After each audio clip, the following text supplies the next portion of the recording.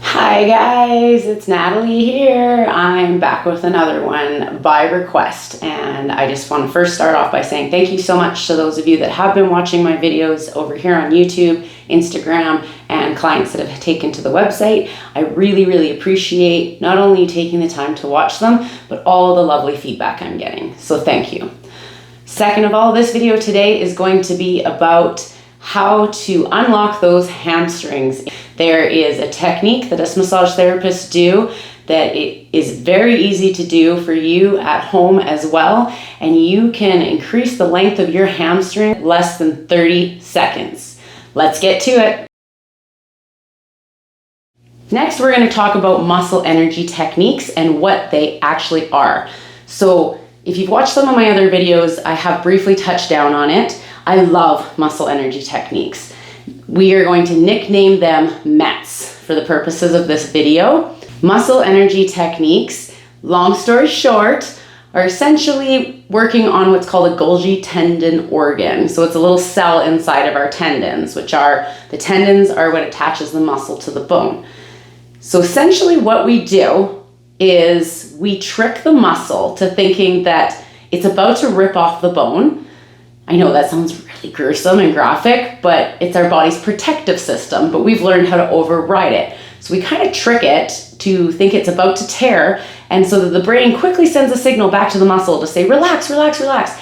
If you've ever seen a bodybuilder picking up one of those 500-pound dumbbell, whatever those are called, and all of a sudden they just drop it, that was out of their control for the most part. That was the Golgi tendon organ saying, oh no, and the brain sent a signal and just let that muscle go. They had no control. We use this funky override for our nervous system to treat the muscle systems, because as you may or may not know, massage therapy, we're not actually breaking anything up. We're not acting on the muscle per se.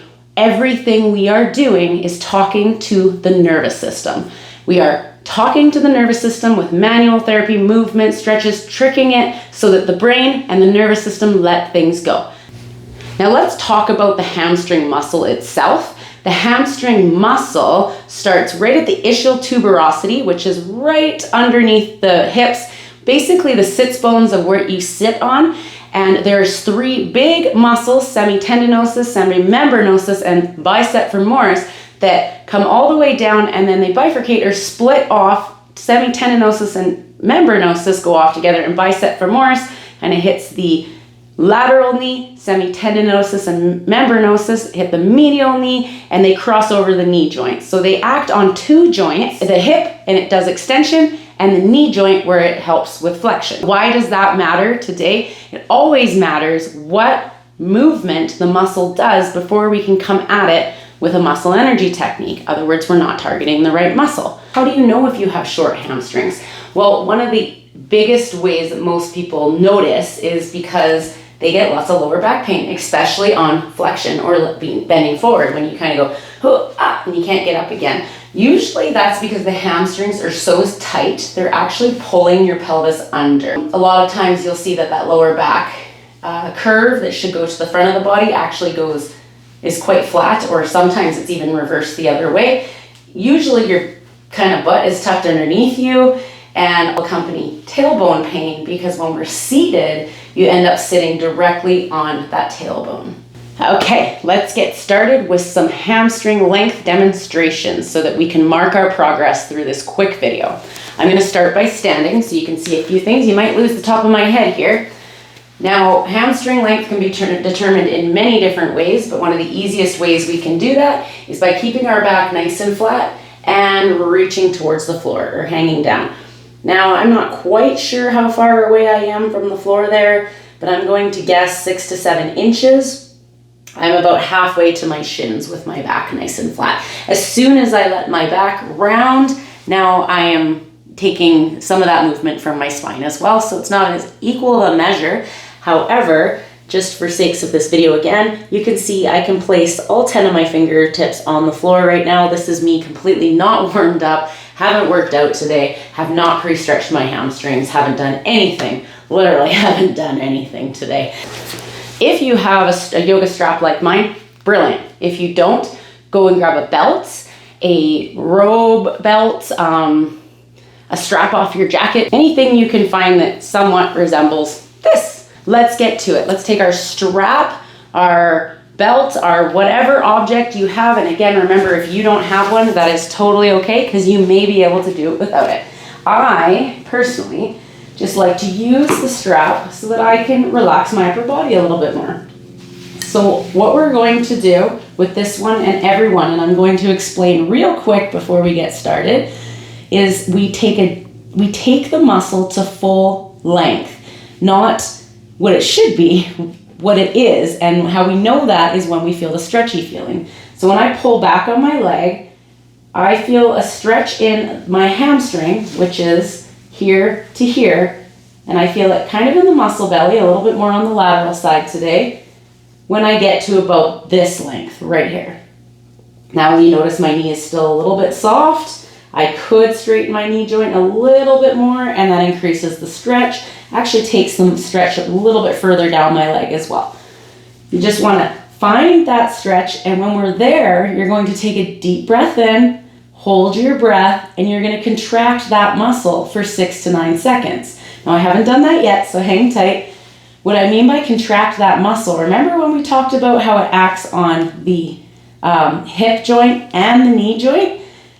You want to now extend the hip and flex the knee. However, we don't want to see any movement.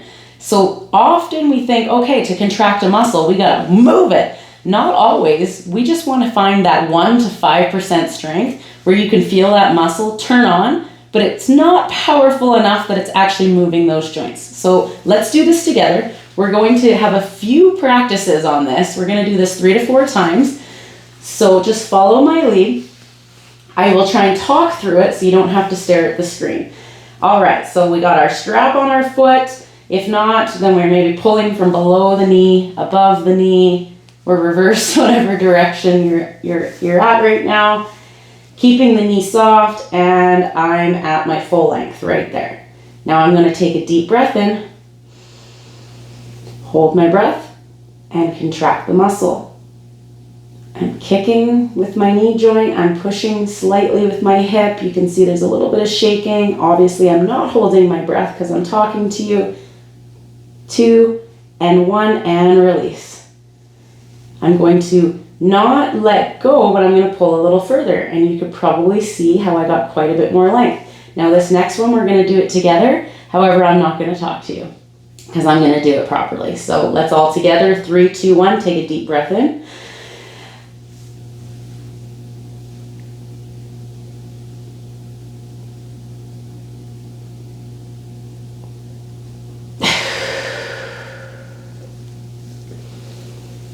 I got a lot of movement on that second one. So we're going to do that again.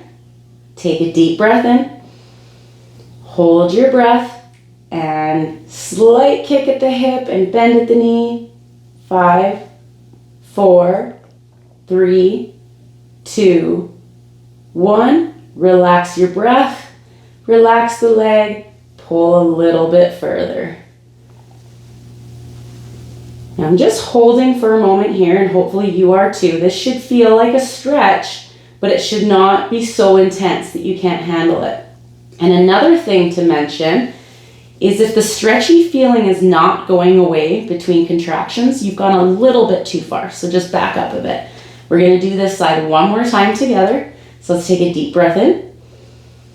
Hold your breath and bend the knee. Drive the heel. Kick through the hip. Activate that hamstring. 3, 2, 1. Release your breath. Pull a little further. And we're just going to hold here for a moment so that the brain and the muscle now know that this is the new length. This is what we're asking it to stay at for, hopefully for a long time, but we'll see what happens. All right, to come out of there, remember, we don't want to come out of this quickly because the muscle may not have been at this length in a very long time. So you're just going to very gently let go. Release your strap. And maybe give it a little bit of what's called a counterstrain. Now I'm at about a half counterstrain here, just at neutral resting length. But a counterstrain is when we essentially shorten the muscle all the way so that it, well, lots of different reasons, but more blood flow, give it a little bit of a rest, but also there's a theory behind the Counterstrain as well, which I'm going to go into one right here, which looks like a quad stretch, but I'm just bringing the two heads of the bicep femoris and semitendinosus membranosus closer together. Counterstrain, but when a muscle just won't let go, oftentimes we will put it at its shortest length possible and make it stay there for a bit, and all of a sudden it goes, oh, I got nothing to freak out about anymore, and it lets go that way too. But that's a whole nother subject. However, in massage therapy, often we will follow a muscle energy technique with a counterstrain just to increase the blood flow and reset the muscle length. So I held that for about 20 to 30 seconds. And now we're going to head to the other side. Now you guys know what to do now, but it's also extremely important to do both sides, no matter what side's hurting or what side might feel tighter. But you can balance it out with, maybe on this side we did 4 muscle energy techniques, but this side maybe we only need to do 3 to get it to the same length. So let's check it out and see. I'm hooking the strap behind my foot, and I'm pulling the leg all the way till I feel that stretch in my hamstrings. And on this side, I feel it much more and a lot more on the medial side. So that's actually making me quite curious as to what I've been doing that's creating such a shift in my pelvis, but it's not about me. So let's focus. All right, so I'm at my full length here. I've got a wicked stretch in the back of my hamstring. And you guys know what to do. When you're ready, take a deep breath in, hold your breath, and contract. Kick into it for 6, 5, 4, 3, 2, 1, and relax. Take a breath in, pull the leg a little bit further. And you just wait for a moment, usually just taking a breath or so just to get used to it. Now take a deep breath in again, hold your breath, and kick for 6, 5, 4, 3, 2, 1, and relax, breathe, and pull it in even more. I don't know if you can see this on camera, but my leg is really shaking, so that's a neurological response, probably meaning my sciatic nerve is not loving this right now. There is no pain, and I am seeing gains, so I am totally okay moving through this process. If it is becoming painful, especially if you're feeling this in your lower back, discontinue and drop me a note in the comments, please. We're going to go ahead and do that again. Deep breath in, hold your breath, and kick at the knee and hip for 6, 5, 4, 3, 2, 1, and relax and breathe. Pull that leg a little further. It's getting quite intense for me on this side. How are you guys doing? All right, last time. Take a deep breath in. Hold your breath and kick into it. 5 and 6 and 1 more for fun, and relax and breathe and pull it to its full length for today. And we're just going to hang out there for a second.